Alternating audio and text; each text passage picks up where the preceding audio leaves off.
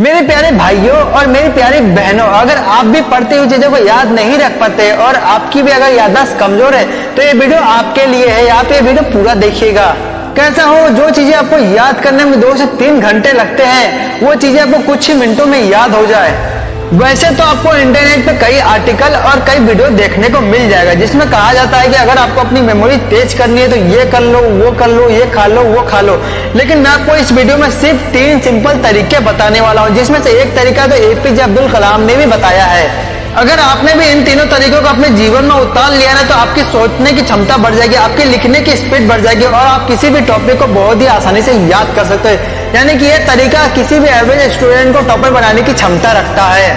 मेरे प्यारे भाइयों और मेरी प्यारी बहनों, अगर आप लोग भी स्टूडेंट हो और आपका मन पढ़ाई में नहीं लगता है तो इसका मतलब यह है कि अभी तक आपने अपना टारगेट सेट नहीं किया है, अभी तक आपने अपना लक्ष्य नहीं बनाया है, अभी तक आपको अपना मकसद नहीं पता है।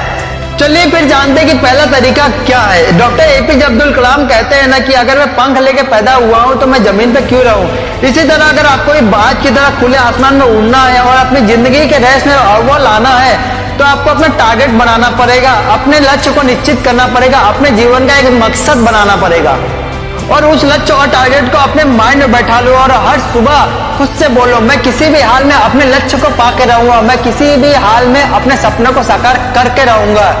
इससे होगा क्या कि आप हर रोज पॉजिटिव रहना शुरू कर दोगे, आप हर रोज काम करना शुरू कर दोगे, आप हर रोज काम करना चालू कर दोगे जो आपके सपने को साकार करने में मदद करता है। जैसे कि अगर आपको पढ़ाई करने में मन नहीं लगता है, आपको पढ़ाई करने में मजा नहीं आता है, फिर भी आप मन से पढ़ोगे, ध्यान से पढ़ोगे, क्योंकि आपको अपने जीवन के मकसद को पूरा करना है, आपको अपने सपने को साकार करना है।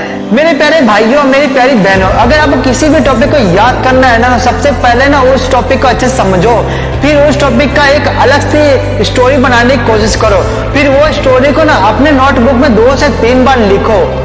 ऐसा करने से ना आपको कई फायदे होंगे। पहला, इससे तो आपका पूरा कॉन्सेप्ट क्लियर हो जाएगा और आपके माइंड में वो स्टोरी भी छप जाएगी। और अगर आपकी राइटिंग गंदी है ना तो राइटिंग भी सुधर जाएगी। अगर आप रोज ऐसी प्रैक्टिस करते हो ना तो आपकी लिखने की स्पीड भी बढ़ जाएगी और आपकी सोचने समझने की शक्ति भी बढ़ने लगेगी धीरे धीरे।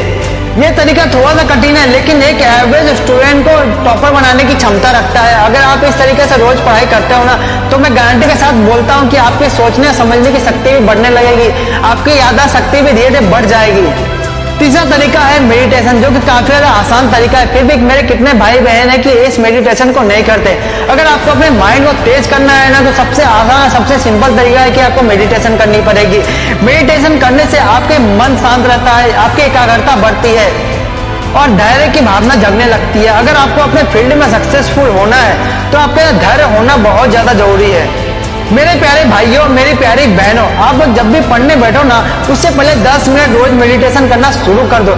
इससे क्या होगा कि आपका मन धीरे धीरे शांत होना शुरू हो जाएगा, आपके दिमाग में जितने भी कचरे भरे होंगे ना धीरे साफ होना शुरू हो जाएंगे और आपके अंदर एकाग्रता आना शुरू हो जाएगा और आपका मन पढ़ाई में लगना शुरू हो जाएगा।